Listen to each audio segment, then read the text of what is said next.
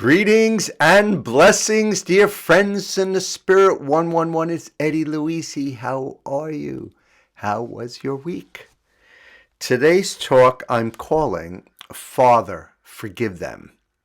I think most of you out there know those three words, so I'm going to embellish on that a little bit. For you podcast people, this is Season 3, Episode 14. I'm recording this April 10th. In the Christian world, this is Palm Sunday. Sometimes people call it Passion Sunday. So that's what we're doing. Father, forgive them. I got this beautiful picture. It's a large golden Buddha in a countryside for you audio people. Video people, you're seeing it right now. And it says forgiveness. Forgiveness doesn't excuse their behavior. Forgiveness prevents their behavior from destroying your heart.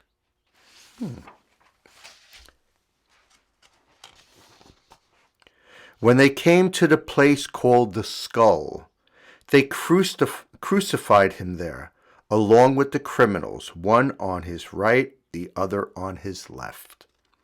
Then Jesus said, "Father, forgive them, for they do not know what they are doing." And they divided up his garments by casting lots. The people stood watching, and the rulers sneered at him, saying, "He saved others. Let him save himself, if he is the Christ of God, the chosen one."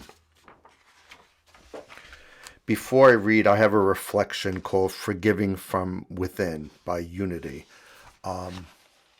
In the Catholic Church, we have a reading from the Old Testament, the first reading. Then we have a responsorial psalm where usually leader of song or cantor or choir sings. Second reading, which is from the New Testament, and then the Gospel, New Testament.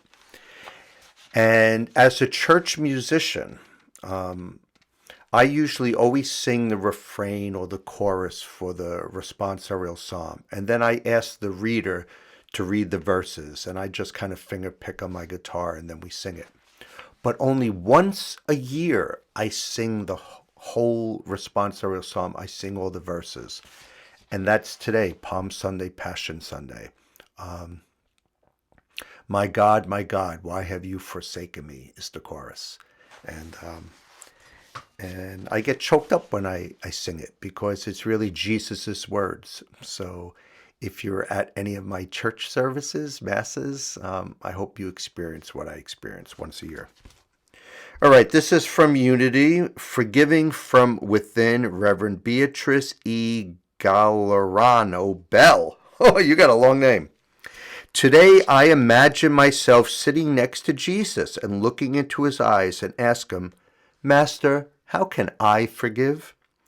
After a moment, with a loving smile, he answers, "It's not something you have to do by yourself. You can do it the way I taught you. Do you remember my prayer, 'Father, forgive them, for they do not know what they are doing'?" Those words resonate with force in my heart, reminding me that true and authentic forgiveness can only be achieved by divinity, by the indwelling spirit in each being. That is the forgiveness that authentically heals and breaks us free. And that is the forgiveness Jesus teaches us. This time of Lent is a time of reflection that invites us to go within ourselves and there, in the silence of our soul, commune with the source of all good, the source of life, light, and love. That omnipotent source is always there, ready to transform all sorrow and suffering into pure love. Jesus has left us a profound and wise teaching when, by his example, he shows us that only God, the indwelling divinity in each one of us, can truly forgive. And this is so because the indwelling spirit only perceives the divine in each being, only sees the truth, the light, and the love, which are our true nature. We are divine in essence. We are pure spirit in all potential.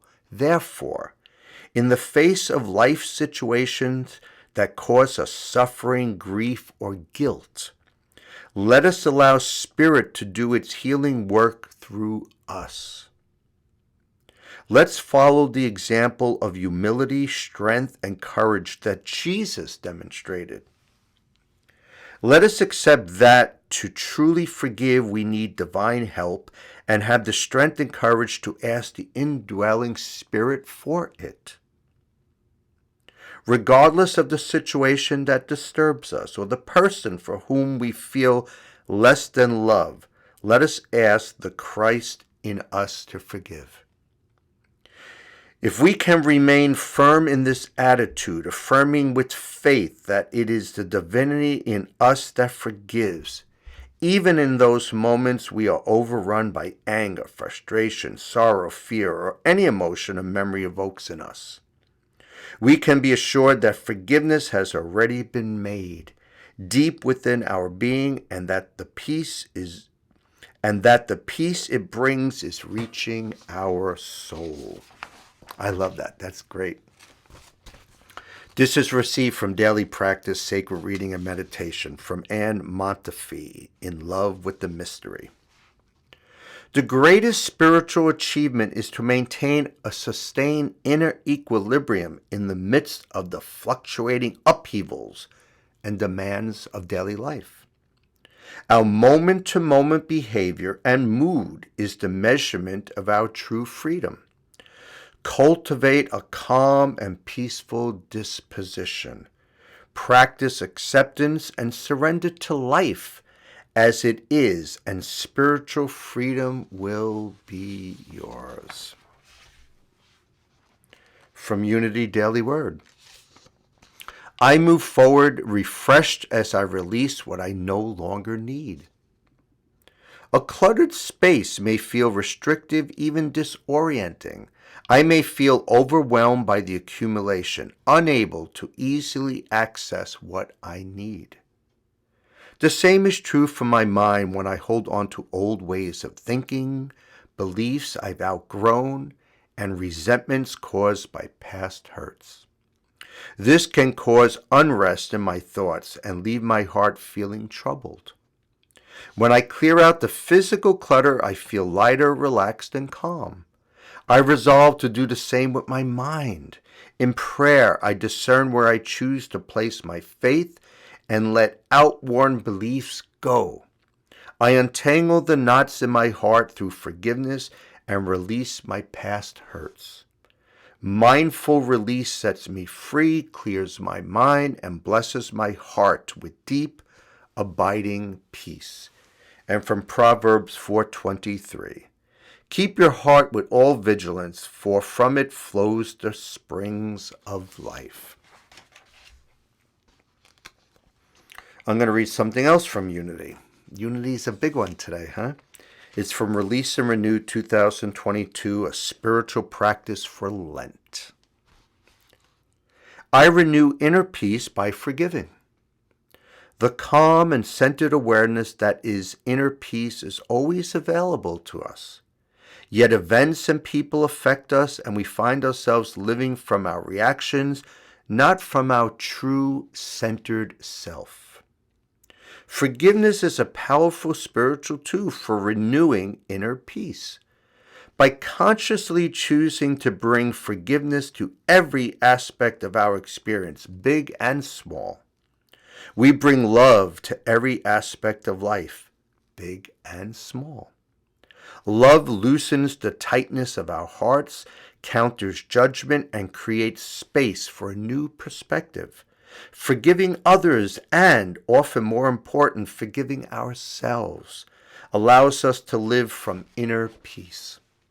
Each night, mentally review the day, noticing situations that disrupted your inner peace. Invite love and compassion to be present, forgiving yourself and all involved in the situation. Allow love to rewrite that moment. Forgiveness is how we transform our stories and heal. Forgiveness is not to benefit the person or situation that harmed us. It is for our own capacity to live more fully and love more deeply. And from Isaiah 54:10, for the mountains may depart and the hills may be removed, but my steadfast love shall not depart from you, and my covenant of peace shall not be removed. And that was written from Reverend D. Ann Morency, Unity, San Francisco, California. Okay, so I'm going to mention something dear to my heart. Father John Couture. To his friends, they called him Father Jack. He passed. And he passed this past week. I have a picture here. This was sent from the website email. And it was a picture of Father Couture sitting alone on a bench by a lake, and it's beautiful. And this is really tiny, so I don't know if I could read it, but I'm going to try. It just basically says, April 7th, today, April 7th, our messenger of joy, Father John Couture, has gone home to live in eternal joy with the Lord. I'm going to just share a couple little books and then read something about Father John. This is a book called A Simple Guide to Happiness, and it's free, and it's daily. It's a little daily meditation. And during Lent, I was reading Renew and Release from Unity, and then reading this at nighttime before I went to bed. And then this is something I haven't read yet. It's called Enjoy the Lord, A Path to Contemplation. All these books were free, so I don't know if they'll still be free on Messenger of Joy, but hopefully. So I'm just going to read a little bit about Father Couture, and then I'm going to read our last reflection. Former director of the Christophers, 1978 to 1995.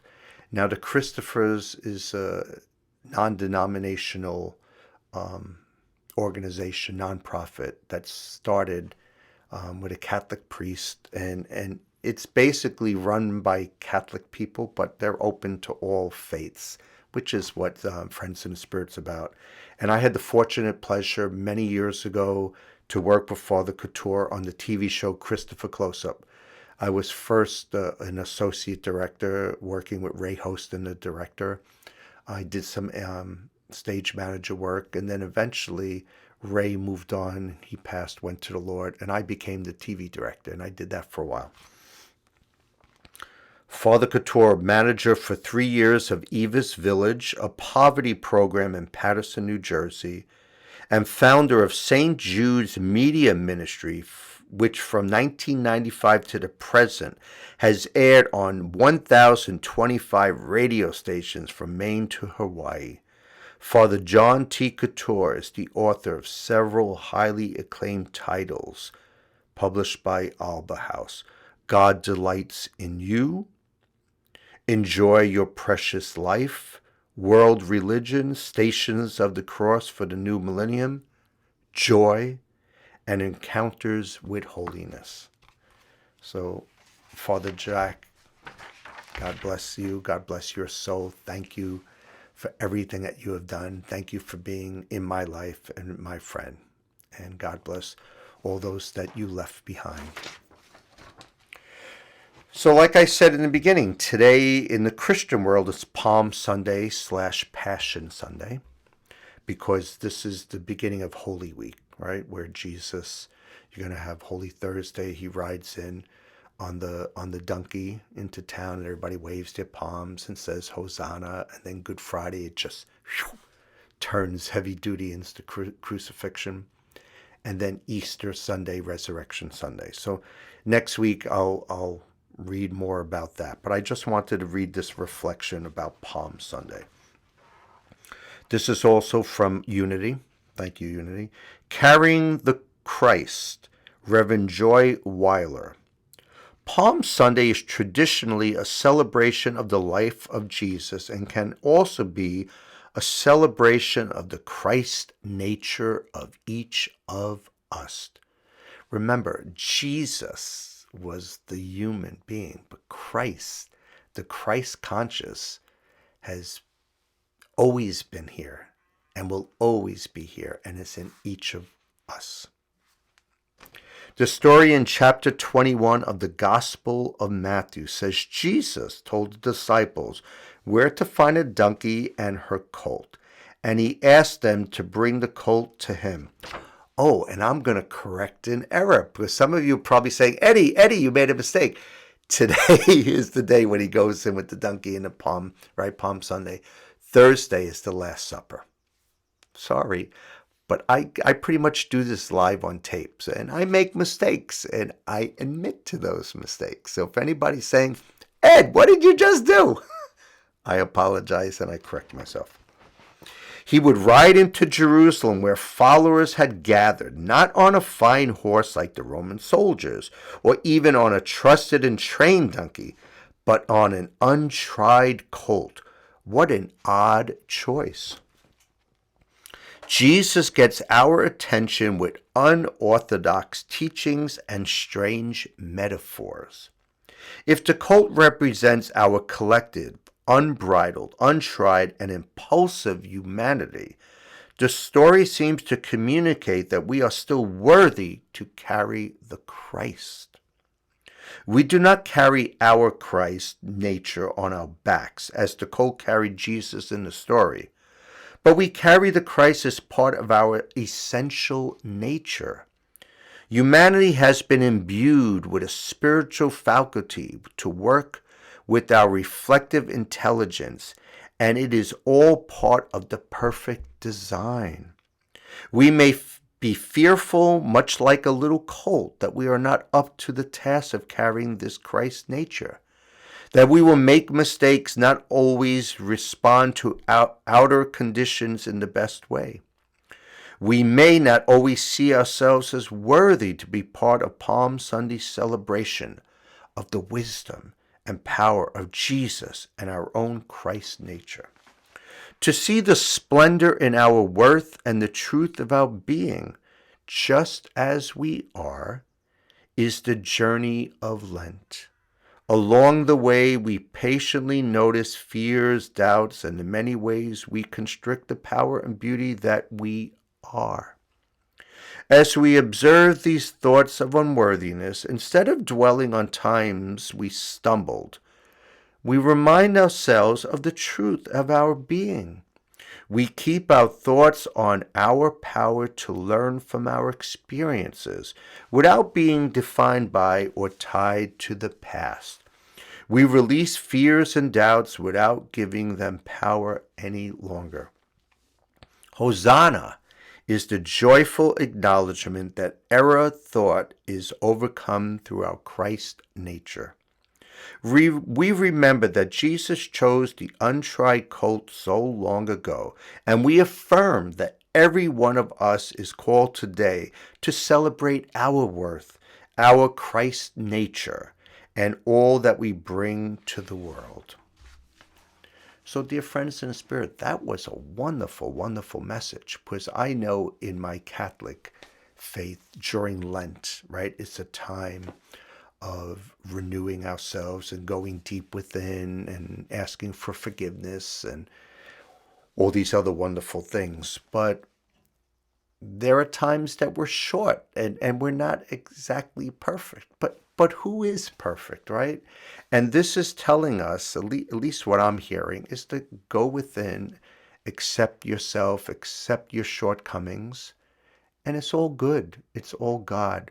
We don't have to say, okay, the first week of Lent I did good, and then the second week I did, and the third, and kind of check off and feel guilty. I think I said that in my last talk a couple weeks ago about take the word sin out of your life and you sin less.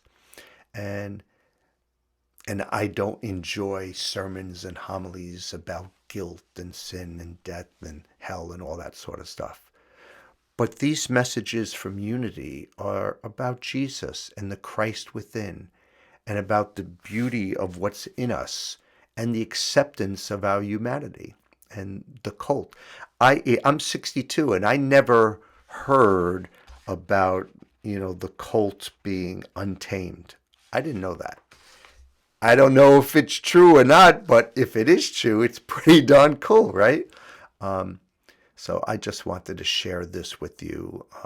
If you watch this, see this today, and go to a Catholic church tonight or a Christian church and celebrate Passion Palm Sunday, awesome. Have a great time. If you're at St. Peter's in Haverstraw, stop by because our music ministry, Jamming with Jesus, will be leading music. So, dear friends in the Spirit 111, stay blessed and a blessing. Share your faith with family and friends and cue the Spirit. Namaste. Thank you.